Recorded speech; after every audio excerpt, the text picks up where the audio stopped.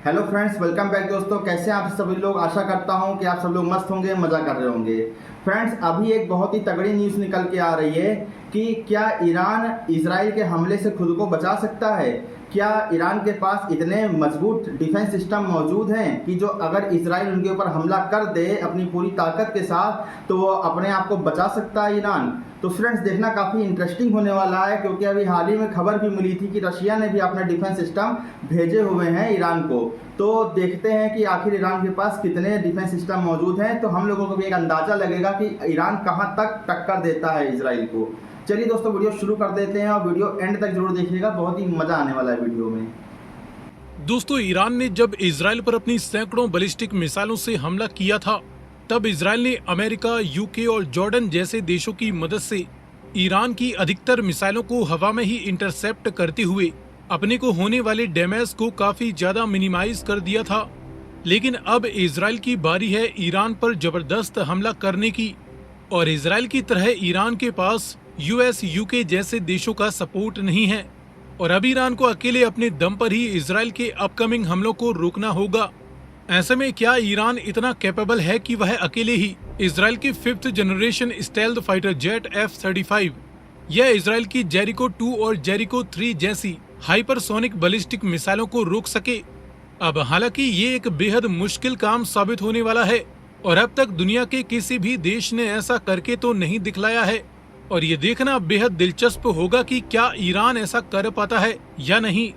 इसके लिए इस वीडियो में हम ईरानियन एयर डिफेंस फोर्सेस के पास मौजूद इनके कुछ सबसे बेहतरीन लॉन्ग रेंज और सुपरसोनिक से लेकर हाइपरसोनिक रफ्तार वाले एंटी एयरक्राफ्ट और anti ballistic missile defence systems के बारे में जानने वाले हैं।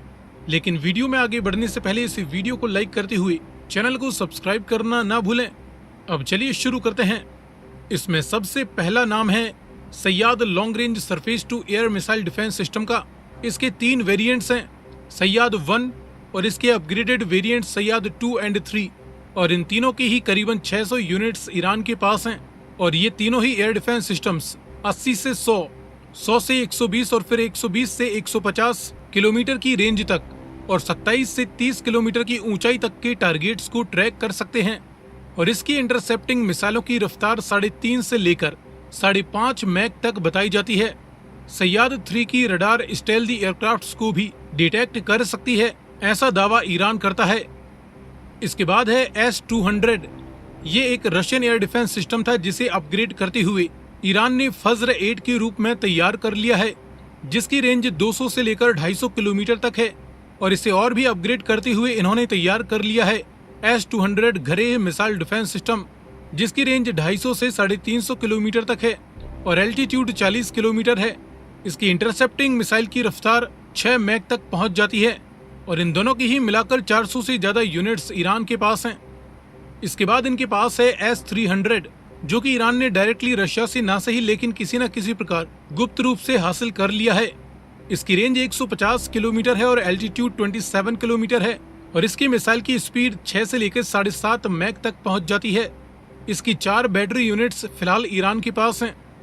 इसके बाद है S-300 PM-2 surface to air missile defence system, जो कि ईरान ने डायरेक्टली रशिया से ही लिया था, जिसकी रेंज 200 किलोमीटर तक है, एल्टीट्यूड 27 किलोमीटर है, और इसकी मिसाइल की रफ्तार 6 से लेकर 8.5 मैक तक या बैलिस्टिक मिसाइलों के केस में 9 मैक के ऊपर भी पहुंच जाती है।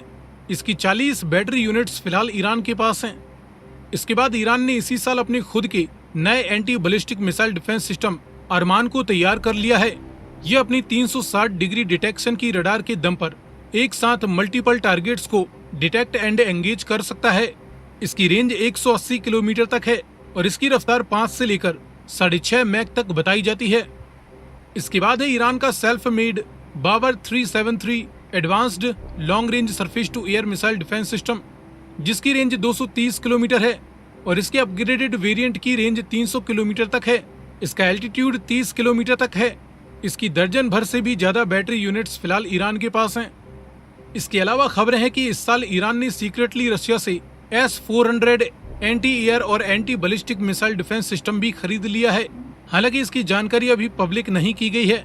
दोस्तों, इन लॉन्ग रेंज एयर डिफेंस और anti ballistic missile defence systems के अलावा ईरान के पास कुछ बेहतरीन मीडियम रेंज और short range air defence systems भी भारी मात्रा में मौजूद हैं, जिसमें अमेरिकन MIM-23 हॉक और ईरानियन राड 1-2 और इसके अपग्रेडेड वेरिएंट खोर्दाद जैसे medium range air defence systems भी मौजूद हैं, जिनकी रेंज 50 से 75 किलोमीटर तक है और इनकी इंटरसेप्टिंग मिसाइलें 3.5 से लेकर 4.5 मैक तक की रफ्तार के लिए जानी जाती हैं। अब ईरान के पास दुश्मन के हवाई हमलों से सुरक्षा करने के लिए एयर डिफेंस सिस्टम्स तो काफी ज्यादा संख्या में हैं, लेकिन इनकी रिलायबिलिटी कितनी है और क्या ये इजराइल के पास मौजूद स्टेल्दी F-35 जैसे जेट्स और इनकी जेरिको 3 जैसी हाइपरसोनिक रफ्तार वाली बैलिस्टिक मिसाइलों को ट्रैक एंड इंटरसेप्ट कर पाएंगे? इस बारे में आपकी क्या राय है, कमेंट में लिखकर बताएं। सो फ्रेंड्स, वीडियो काफ़ी ज़्यादा इंफॉर्मेटिव था और हाँ, काफ़ी ज़्यादा हद तक जो है ईरान के पास में है जो डिफेंस सिस्टम है वो काफ़ी हद तक ईरान के पास मौजूद है, लेकिन इजराइल के मुकाबले ईरान के पास उतनी ताकत नहीं है, क्योंकि जो है इजराइल जो है उसके पास तो पहले तो जो मास उसका जो एरिया है वो है छोटा सा, और उसके बाद उसके पास दुनिया की सबसे एडवांस लेवल की टेक्नोलॉजी मौजूद है। हाइपरसोनिक मिसाइल ले लो, स्टेल्दी जेट ले लो, क्या क्या उसके पास मौजूद नहीं है। और ऐसे ऐसे टेक्नोलॉजी है उसके पास में कि वहाँ से वो बैठे बैठे तुम्हारे न्यूक्लियर सेटअप को हैक कर लेता है, तुम्हारे न्यूक्लियर प्रोग्राम को आगे नहीं बढ़ने देता है। कम से कम इजराइल ने नहीं तो ईरान के न्यूक्लियर प्रोजेक्ट को 20 साल डिले किया है और अभी भी कंफर्म नहीं है कि है ईरान के पास या नहीं है। दुनिया खाली अंदाज़ा लगा रही है कि हाँ, उसने अभी कल या परसों में ही परीक्षण कर लिया है, क्योंकि भूकंप के कुछ झटके महसूस हुए थे। तो अगर न्यूक्लियर परीक्षण कर लिया है तब तो खैर ईरान सेफ हो जाएगा, क्योंकि इजराइल फिर कोई भी कंट्री जो है एक न्यूक्लियर पावर के ऊपर अटैक नहीं करती है, खास करके तब जब दोनों के पास न्यूक्लियर हो। और वहीं पे इजराइल के पास जो अपनी खुद की टेक्नोलॉजी है वो तो भाई ये साथ ही साथ वर्ल्ड पावर अमेरिका की पूरी टेक्नोलॉजी तो इजराइल के पास ही मौजूद है।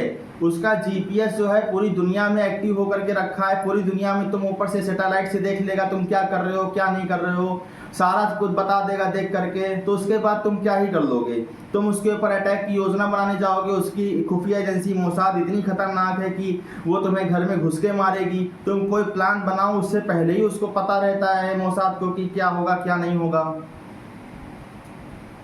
और दूसरी बात कि जो इजराइल के पास डिफेंस सिस्टम है वो इतने रिलायबल हैं क्या, क्योंकि देखिए जो रशिया मेड S-200 हो गया, S-300 हो गया, तो ये लोग अभी इसके पहले जब इजराइल ने अटैक किया था ईरान के ऊपर तो रशिया का 300 जो है वो तबाह कर दिया था। इजराइल ने तबाह किया था उसको। अभी वही 6-7 महीने पहले की न्यूज़ है, कोई बहुत पुरानी न्यूज़ नहीं है, जब पिछले साल इसके इजराइल के ऊपर अटैक हुआ था।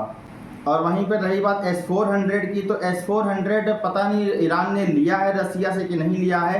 ले भी लिया होगा तो इतना कोई खास इफेक्ट नहीं पड़ेगा, क्योंकि इजराइल के पास जो है बिल्कुल ट्रस्टवर्दी और रिलायबल डिफेंस सिस्टम मौजूद है, आयरन डोम नाम का। और उसके पास सिर्फ आयरन डोम ही नहीं है, बल्कि 2 और अलग अलग तरह के डिफेंस मैकेनिज्म मौजूद हैं कि जो एक तो इजराइल का एरिया छोटा है तो उसके डिफेंस सिस्टम को प्रोटेक्ट करने में ज़्यादा प्रॉब्लम नहीं होती। अब आपका एरिया बड़ा है, आप इजराइल से कम नहीं तो 10 गुना बड़े हो, उसके बाद आप कहाँ कहाँ डिफेंस सिस्टम लगाओगे और फिर आपकी जो स्टेल्दी एयरक्राफ्ट को कैसे पकड़ोगे, वो भी तो एक पॉइंट है ना, क्योंकि सारे डिफेंस सिस्टम तो F-35 को पकड़ नहीं सकते हैं, क्योंकि F-35 में लगा होता है लूनर बर्ग लेंस, तब वो जा करके दिखता है। अगर वो लेंस ही हटा देगा तो तुम उसे हवा में डिटेक्ट ही नहीं कर पाओगे कि हाँ वो उड़ भी रहा है हवा में। वो अपने ही साथ ही दूसरे F-35 को एक F-35 नहीं पकड़ पाता है, तो बताओ आप कैसे डिटेक्ट करोगे उसको। और बाकी फ्रेंड्स, आप लोग बताइएगा आप इसके बारे में क्या सोचते हैं कि क्या इजराइल अगर अपनी पूरी ताकत के साथ ईरान के साथ युद्ध में आ जाए तो क्या ईरान जो है उसको झेल लेगा या फिर इजराइल को भारी पड़ जाएगा ईरान। तो फ्रेंड, अपनी राय कमेंट बॉक्स में जरूर लिखिएगा और फिलहाल के लिए चलते हैं, मिलेंगे आपसे जल्दी नेक्स्ट वीडियो में। तब तक के लिए गुड बाय दोस्तों, तब तक ख्याल रखिएगा।